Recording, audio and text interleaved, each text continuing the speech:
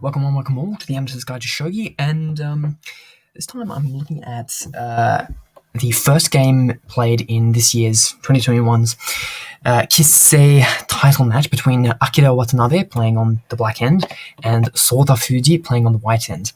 This is a really nuts game, like completely nuts. It's only 90 moves, and if you know anything about these two players, you can imagine why, because they're both known for being ridiculously insane attackers. Like they don't follow any of the principles. They don't castle. They don't play any defense. It's always just offense, offense, offense, offense. And they just ignore each other's attacks constantly, and they sack pieces all over the place. So it's pretty nuts. I don't know if you can take anything out of it because, when they do these crazy sacrificial attacks, they're geniuses, but when we do it, we're idiots. So, but, regardless, you could just watch and enjoy the show. So, yeah, we've got Akira Watanabe, who I believe is the title match holder, and Sota Fujii playing on the white end, who is challenging. It is 4 hours on the clock each, and here we go. So, we're starting with a rook pawn. They play standard rook pawn opening and climbing silver, and they both tuck their kings in the center of the board. And they, it's not much of a spoiler. They don't move much. Certainly no castling goes on here. Opening the bishop's diagonal, of course. And we see an exchange of pawns, and usually, or very commonly, you'll slap a pawn right there, push the rook back, or make them take this pawn as well. But Watanabe just doesn't do that. Just decides, you know what, I'm just going to advance this silver. Or the knight, as it turns out. You in fact see this pawn snipped, but keep in mind that this does actually leave this file very undefended, something which Watanabe makes use of very soon. Sacrifice of a pawn there, and you'll see why in a moment. Is what I mean. This pawn drop basically guarantees this knight. You can escape it, but Fujii just decides, you know what? I don't need that knight. I mean, he gets the pawn back, but he loses the knight.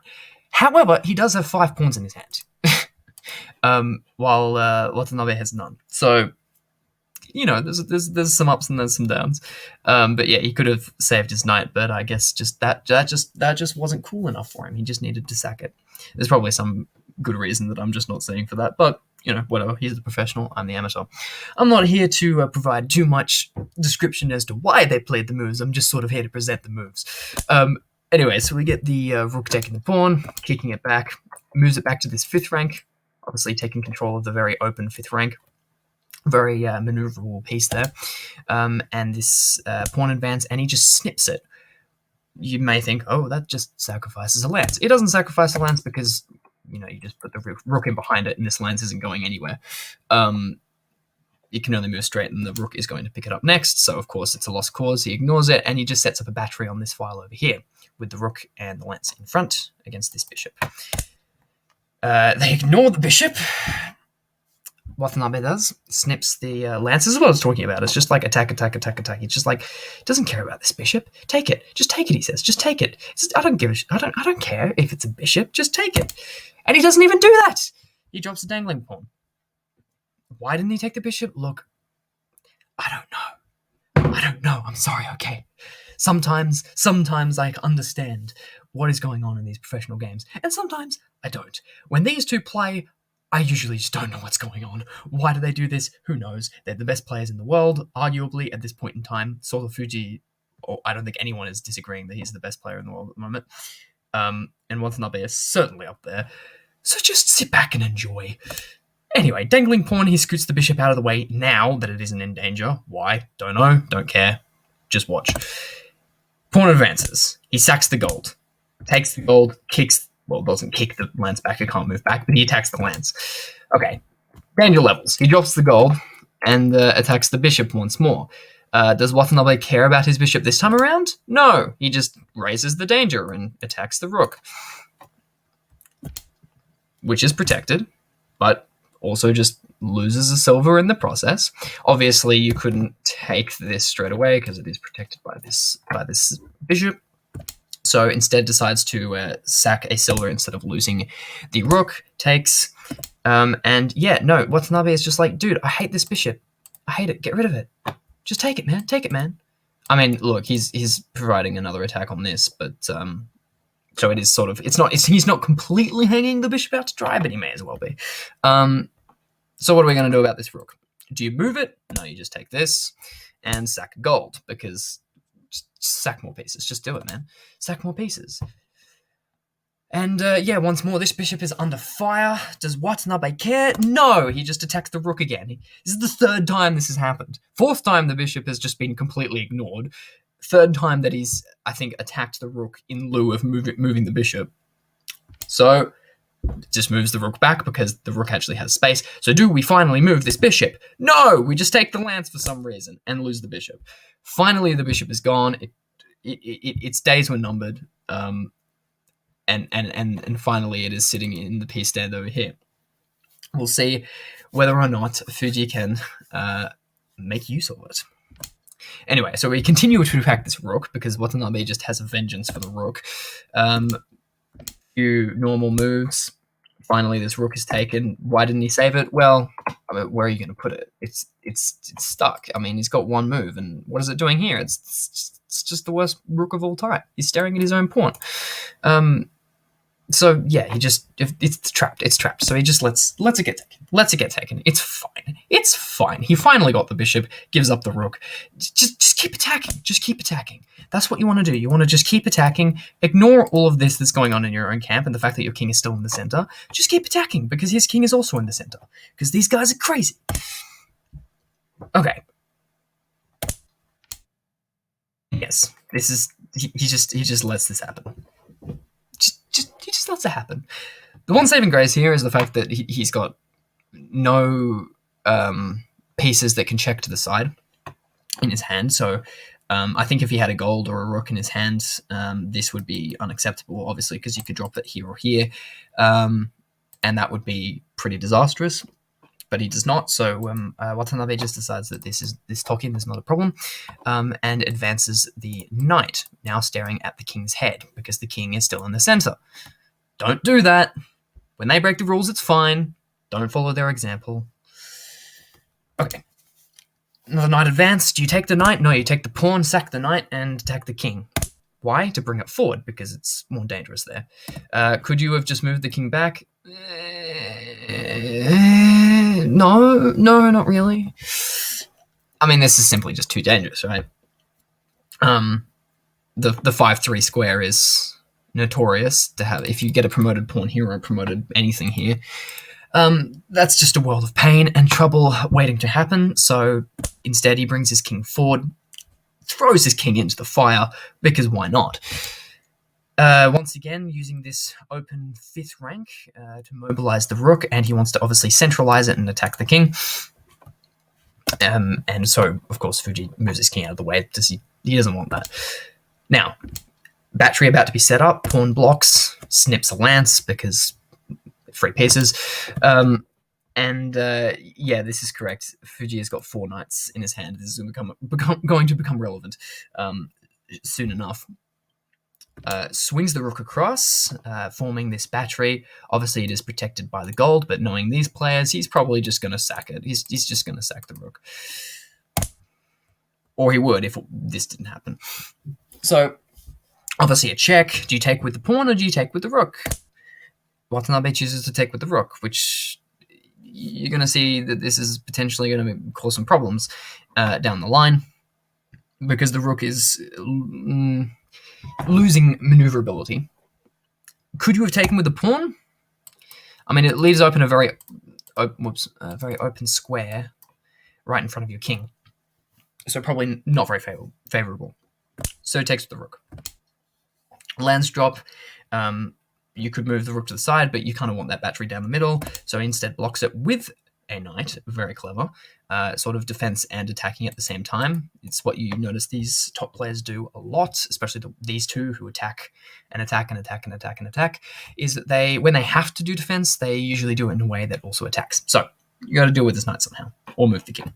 He just takes the knight, trades it off, and advances another knight, because he has all of them, to try and attack the king's head, similar to what Watanabe did to him slightly earlier. Rook drop, trying to snip this gold, obviously, because it is unprotected, which would make this attack all the scarier, especially because with this dragon promotion against when he takes the gold, that's not quite mate, because he's got this escaping route, but it's close. So scary rook drop, which is, once again, this is exactly the same thing happening. Attack and defense. Very nice when you find these sorts of moves. Where you can attack and defend at the same time. Now, ladies and gentlemen, what you may notice if you look to the right side of your screen, try not to look ahead in the moves if you've got any visualization skills. That would be it would ruin the surprise. What you'll notice is that we're on move 84. At the beginning of this game, I recall mentioning that this was only a 90-move game. How on earth did we get from here to a resign-worthy position in the next 6 moves? You can... I mean, sure, when I was watching it, I couldn't believe it. I got to this position, and it just seems like so equal. I mean, yeah, this king is out in the open, and it's got, like, no defenders, but, I mean, this king is out in the open too, and he's 2 rooks staring him in the face. Who could possibly lose in 6 moves from this position? Well, you're about to find out. What else was I going to say? Oh, yeah, on the clock at this point, both players have, like 5 minutes, so it's basically blitz. Anyway, we move on. Obviously, you got to get the rook out of the way of that attack, promote to a dragon. Kicks the rook out, rook moves back. 3 moves until the end of the game. Knight drop, teaming up on this square, which is currently being protected just by the rook and the king. Obviously, king wouldn't be able to take on the first one, so you'd have to sack the rook and then take. Still doesn't seem like it should be a resign-worthy area, though. Silver moves back to defend and attack at the same time. And this is the last move of the game. This is it. Knight drop, and Watanabe resigns. What? Yeah, think about it. This rook needs to stay defending the square, right? I mean, obviously, you got to move it, right? Because otherwise it's just going to get taken, and then this will be taken, and then you just break everything open with the help of this bishop. So it needs to stay on this file. So you can't move here. If you did move here, then he would just go bang, or even take this out first and then bang. And that would be very dangerous. So he's got to stay here, here, or here, but he can't, because if he stays here, he gets taken. And if he goes here, he gets taken. And if he goes here, he gets taken. He also has like 1 minute on the clock at this point, so probably just didn't feel like facing Sota Fujii with 1 minute on the clock in this position, which is, fair enough, because Sota Fujii is well known for being a tsume master.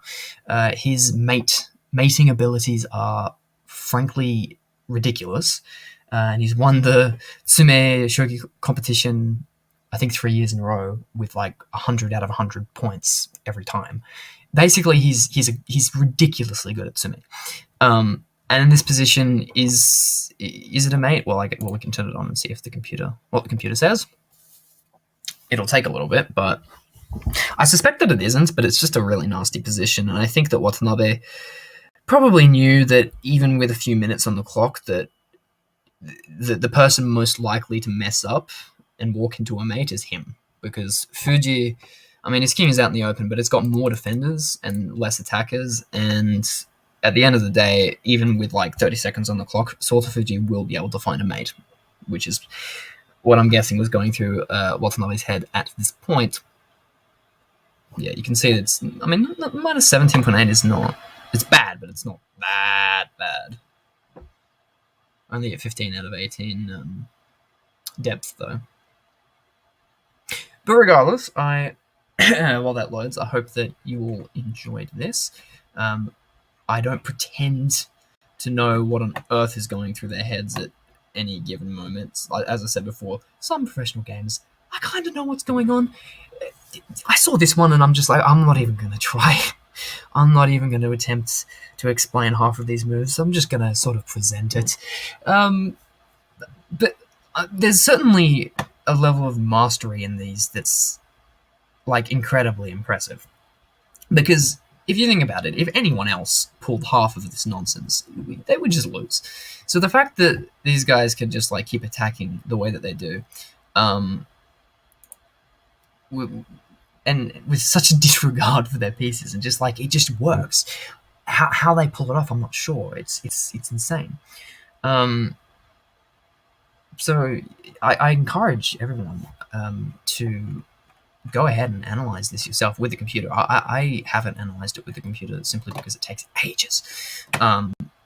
But if you're interested in sort of the methods and their madness, go ahead and I'll place the kifu down in the description so that if you want to analyze yourself, you are very welcome to. But if you're just here to kind of enjoy the ride and learn a little bit about the world of current professional shogi, then thanks for coming along and thanks for watching. Yeah, negative 16.3. Yeah, not disastrous, but kind of disastrous. If you're playing Sota Fujii, then that's kind of disastrous. But anyway, thank you all for watching, and I'll see you all next time.